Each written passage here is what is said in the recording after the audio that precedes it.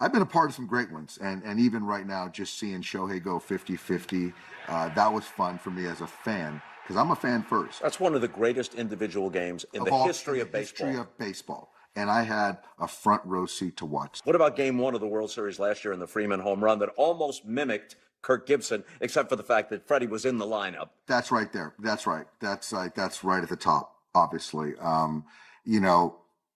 Freddie was hobbled. There were games that he didn't play in the DS. It was Gibson-esque, and I didn't fact check it, but they said it was the same time that Gibby hit his homer into the pavilion, just like into the Gibson. Pavilion. It wasn't a backdoor slider; it was a heater from Nestor in. But there couldn't be a better person that experienced that moment than Freddie Freeman. His dad right there in the stands watching, the iconic holding the bat up, and kind of how hobbled he was, and it was unexpected. I thought Shohei before was going to do it, and then he flies out to left, and then we ended up, advancing, so they end up walking Mookie, thank goodness, and set the stage for Freddie. But that's probably the best baseball moment, best sports moment I've ever experienced right there. So that conversation happened last summer, and we pretty much thought we'd covered it all, your entire baseball life. But what happened just a few months later compels us to come back for Chapter 2. Yeah, this video, watching that video right there never gets old. And I do think that, what's better than one spectacular, iconic moment? Two. So you fast forward another year and you get 2025. How has your life changed? How has your sense of yourself changed after the most incredible World Series that any of us can recall? Wow.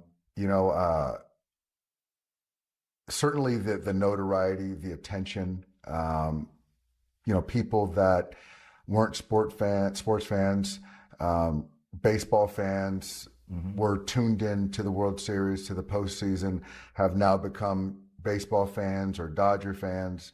I think, there's a good group of guys that were part of those back-to-back teams and a handful that were a part of those 3 championship teams. So there's a bond that's going to be there forever. I said it as I took this job in 2015 of December, that I felt that I had the best job anywhere, the best possible job. And it's been validated. It only gets better. And Bob, honestly, I just feel like I'm still living a dream. We'd need hours and hours to get to all of it. And everybody views this, just about everybody. It's wrong, but it's everybody's David versus Goliath if Goliath is the Dodgers. And I remember people asking, do you think the Dodgers will sweep the Blue Jays? And my honest answer was, I think this goes 6 and it could go 7. People underrated them, didn't they? They did. And I don't know if it was teams didn't get to see them as much, or fans or people didn't get to see those guys as much. They won a tough division in the East. Those guys were tough. They were gritty. They could pitch. I think that we just couldn't really get a handle on their pitching.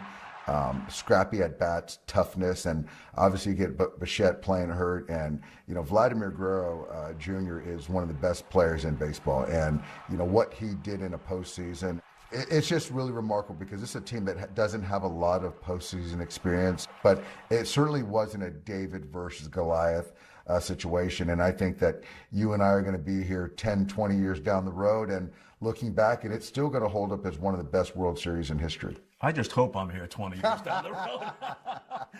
And then I can still remember what happened 20 minutes ago. Let's just talk about Game 3 for a moment before we get to Game 7. 18 innings, and Freddie Freeman comes through with the walk-off again in the bottom of the 18th. But so much happened prior to that. I mean, the thing is that the first thing that comes to my mind is Will Klein. What he did for 4 innings, he was fantastic. I don't think he'll ever have a better appearance in his career, in his young career. But then I think if you go back to the defensive play that tipped off Freddie's glove, Tommy makes a sliding, stab at it. Edmund then throws to third base, and Teo makes a relay in right field. I mean, there were just so many different plays that could have changed the outcome. And then obviously it led up to what Freddie Freeman did. And even before that, Yoshinobu, who had thrown 2 days prior, taps me on the shoulder and says, I know we don't have anyone else to pitch in the World Series. I don't want Miguel Rojas in this ball game. It's going to be me. Because that might have been the next option. Using a position player, in this case, hero to be, later in the series, Miguel Rojas, to pitch in a World Series game. I was resolved to have the Miguel Rojas pitch. Would he have pitched the 19th? Or? He was really close to pitching the 19th, but then Yamamoto convinced me that he was ready to go. So if Freeman hadn't homered, Yamamoto would have pitched the 19th. It would have been Yamamoto. Clayton Kershaw faced one batter in this World Series, but it was pressure-packed. Bases loaded, top of the 12th. Nathan Lucas, I think it went to 3-2, so if he throws a ball, he's forcing in the go-ahead run in extra innings. He got him to ground out. That was his one hitter in the whole series. That was his one hitter, and I think it was a 7-pitch at bat.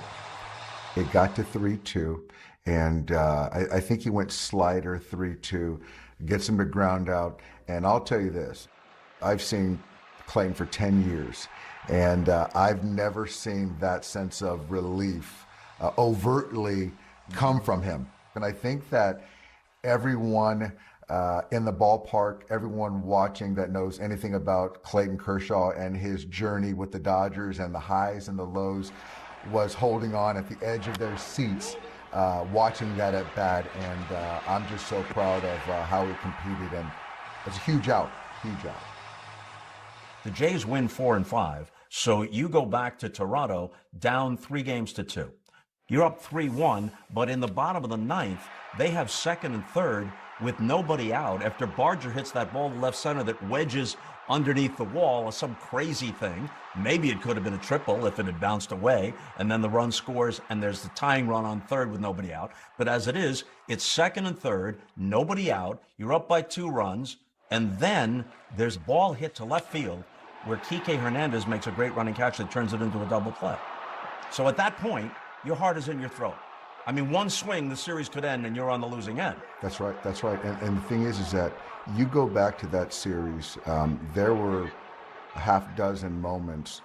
And honestly, is, you know, with baseball, with championships, certainly there's talent, obviously, at the forefront, but you've got to get some breaks. And you've got to be lucky at times, especially when you're talking about, in this particular year, we had to win 13 games to win a championship. So it's not going to be linear. It's not going to be seamless. And at that moment right there, we caught a break. But yeah, one swing of the bat, that could have been a different outcome.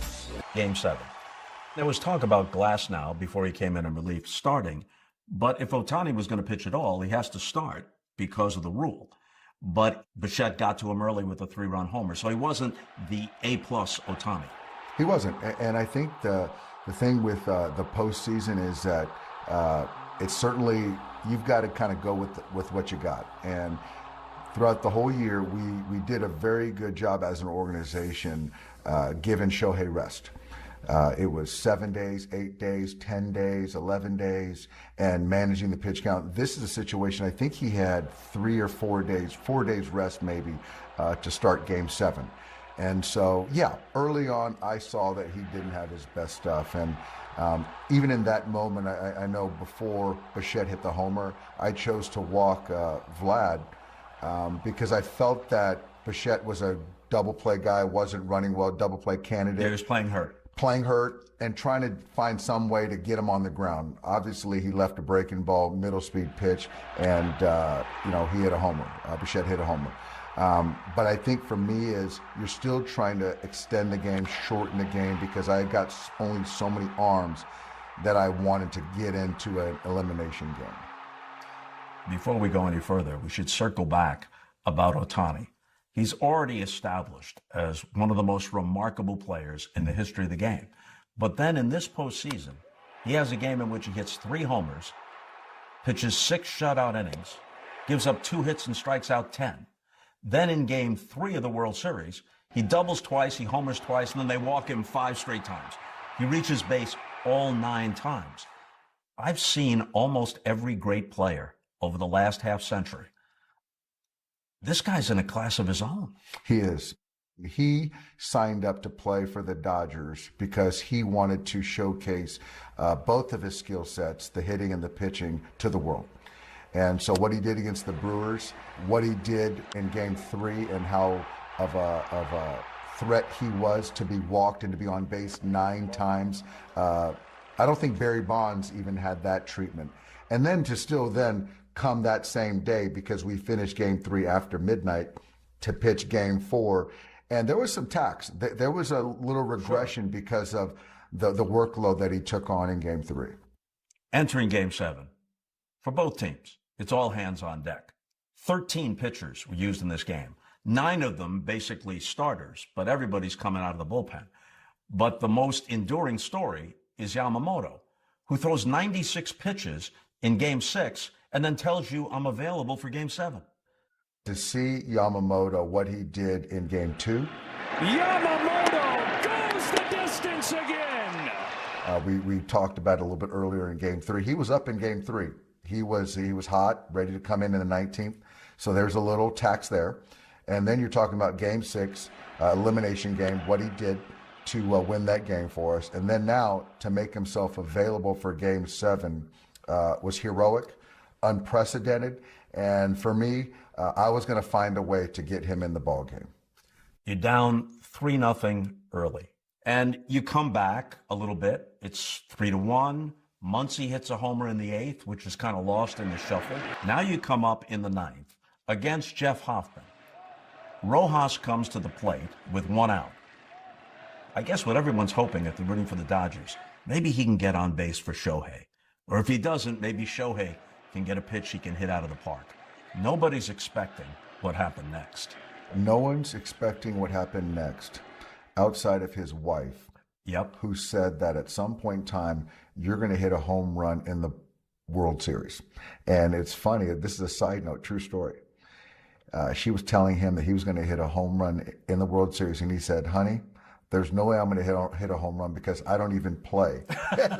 And so you have to be in the game. You got to be in the game, right? So ultimately, I got him in the game. And the reason being is because in Game 6, I just felt that Miguel Rojas, what he meant to our team, I needed to get him involved. And so in Game 6, he made an immediate impact with the glove. And then in Game 7, I just felt that he was just going to find some way to will himself to get on base. So having him homer on a 3-2 Jeff Hoffman slider certainly wasn't on my big. So now this game is already one for the books. But there's more to come. The game is tied. Bottom of the 9th, they load the bases, and you have to pull the infield in. Rojas makes a good play to backhand it going to his right. But for a split second, he stumbles, and he's got to pull the ball out of his glove. And the peg to Smith is barely in time, but he has to come off the plate to reach it like a first baseman and then go back and tap. Your heart had to be in your throat while they were reviewing that play. My heart was in my throat. And even off the bat, Varsho, he doesn't punch much. The ball's going to be in play. He runs well. So to think about getting a double play, that's why I pulled the infield in. But Will Smith, as you said, was a first baseman, forced play right there. And I don't know if he realized that he was off home plate.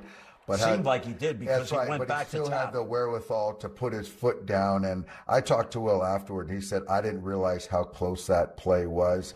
But you talking about sports as a game of inches, no better example of that. Now, just prior to that play, you took Edman out of the game and put Andy Pages in center field in the middle of the inning, in the bottom of the 9th. And on the very first pitch, after they've sorted out the play at the plate, on the very next pitch, here comes Pages. Yeah, that was something where, I've unfortunately been a part of a lot of elimination games. And, we hear this a lot. There's always tomorrow, you'll get them tomorrow. But in this format, in this situation, this particular game, there was no tomorrow. And so at that point in time, I started Miguel Rojas, and I moved Tommy Edman to center field, who's been ailing, so couldn't really handle center field, certainly on the turf very much. And part of that was Pages wasn't hitting at all. And Pages wasn't hitting as well. And so he was at the end of the bench, I think, hanging out with Tom Verducci. And so at that moment in time, we had to bring the infield in. One run, the go-ahead run, was on third, and I felt that Andy had a better arm. And so inserted Andy, and lo and behold, Clement hits his ball to left center field. Kike doesn't get a great jump on it because it's a breaking ball down below, so he doesn't get the read on it. And Andy makes a tremendous play, barrels into Kike, and comes up with, you could argue, is one of the greatest World Series catches of all time, and certainly under considering what was at stake. Considering what was at stake. And this is a guy also that's been sitting for, the entire game. Do you think Kike would have caught it? He had a chance to catch it. I would never bet against him, but I will say that I'll leave the World Series over the shoulder catch to Willie Mays. And but yeah, Kike might have caught it. So the play by Rojas and Smith, then the play by Pages has extended the game. Fast forward to the top of the 11th, and Will Smith hits a go-ahead home run. And in the 11th inning of Game 7, the Dodgers lead for the first time. But because this is an epic game, you know it isn't over yet. And Guerrero opens the bottom of the 11th with a double. I mean, he just had a superlative postseason with the glove and with the bat. IKF comes up, lays down a good sacrifice bunt. Now they've got the tying run at third base with only one out. What do you remember about what you were thinking in that situation? I'm thinking at that moment in time, I'm thinking about extra innings. I'm not thinking about winning the game because I still got to think about pitching. So I'm praying for a double play, but I'm also thinking about the 10th. But you're also willing to put the winning run at first base. Absolutely. That sets up the double play. That's right. Low ball 4. So the winning run on base, but now a double play in order. It's first and third. Kirk comes up. Good hitter. He'd done some damage in the postseason, but one of the most likely guys in all of baseball to be doubled up. Yeah, and the thing is that what's interesting is that, the game within the game, if they would have run the runner at first base, what decision would I have made? Would I have thrown through? Would I have thrown to third? Would I have eaten it? And I think for me, I would have probably eaten it because I didn't want to take the chance on the ball going out to center field. And then, again, the ball would have been in my court as, do I walk Kirk, who's a bat-to-ball guy with second and third with one out, or do I put him on base because it's not a double play situation anymore? So those are things that, are going through a manager's head. Well, it turned out great. Yes, it did. Coming to Kirk. Broken back, ground ball. Betts has it, steps on the bag. The throw to first, double play! The Dodgers cement their dynasty! Every move you made turned out right in Game 7. Every one. Well, it did, but I will say this. The one that I still would do the same thing again, but the result wasn't there, was walking Vladimir Guerrero. And I felt that Vladimir Guerrero was ahead of Bichette. And I walked Vladimir Guerrero, and the next hitter was Bo Bichette, and he homers. So much happened after that we forgot about that boneheaded move on your part. How can you walk Vladimir Guerrero to get to Bichette? But yeah, that's baseball. But yeah, I do think that, part of my job is to know the players better than anyone. And, whether it's, knowing when to take Shohei Ohtani out of a game, which is never a good thing, to bring in Robleski and to have a rookie who, really cemented himself with us, with his postseason performance, and to go to Glasnow, but to then take him out to give the ball to Snell, to take him out to give the ball to Yamamoto, and when you feel that these guys have given all you had, and knowing that it's a gut for me that Miguel Rojas, for example, needed to take part in the World Series. And I guess I was rewarded, the Dodgers rewarded, because, he came up big. So again, my job as a manager or a head coach, you have that 1,000 foot view of what's happening, and you're emotional, but you don't have as much emotion to make decisions. If the Blue Jays had tied the game in the 11th, Yamamoto was already at 34 pitches. Kershaw was up in the bullpen. Would he have been next? It would have been Clayton. You think about that. That has, you talk about drama, that has the potential to be one of the greatest closing acts in the history of sports, or almost tragic. But you would have gone to him. I would have still gone to him, and certainly I wouldn't change a thing. You know, his last pitch as a Dodger in the World Series to get us out of a bases-loaded jam. You know, Clayton and I have been through a lot of highs and lows in the postseason, but yeah, first ballot Hall of Famer to potentially close out a Game 7 or finish a Game 7 because it would have been extras would have been pretty epic. Had a decade of tremendous success, and because of all the resources that the organization has, that's what set up the automatic David Goliath storyline in the minds of many people. But this year, the Dodgers won only 93 games, which is why you had to play in the wild card round against the Reds. Did you and the organization purposely slow walk this season to some extent so that you'd be at optimum in October, even if it meant that you had to roll the dice on a wild card series? Yeah, I think putting it that way, yes. I think if you look at how we managed Blake Snell, being certain that he could be ready through October, I think we did the same thing with Glasnow. And I think that how we managed Shohei to deliberately build him up very responsibly speaks to that. We just never really were at full strength until, you know, call it mid-September. So I do think that, you know, just getting a ticket to the big dance is something that we wanted and we would bet on, and we didn't want to sell off the farm to chase having the best record in the National League, and just sort of believing that if we were at full strength, you know, whether it's winning 11 games versus 13 games, we felt that we had enough talent to kind of overcome that. The Dodgers are projected this coming year to pay $169 million in luxury tax, which is more than the projected payrolls of a dozen major league teams. Now, we know that fans in Cincinnati or Pittsburgh or Milwaukee or Cleveland, they say, the deck is stacked. But we have to give the Dodgers credit for the quality of the organization. And when I say that, I'm not just talking about the guys who make the ultimate decisions in the front office. I'm talking about everybody, the training staff, the minor league guys.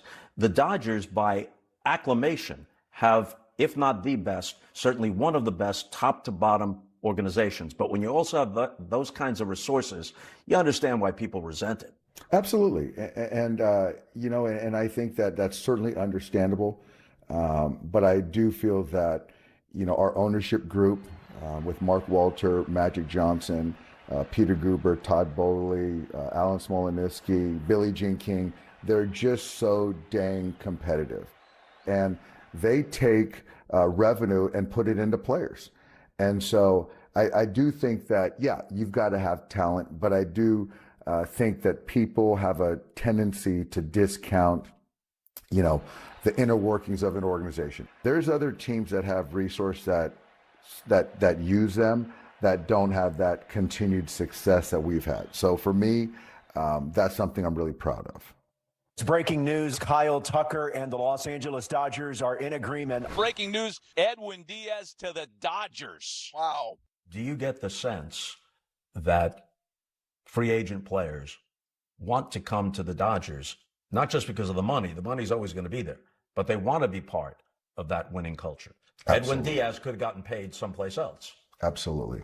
I think that Andrew Friedman said it best, is his goal was to make Los Angeles a destination place for baseball players. And, you know, whether players take less money, they defer money.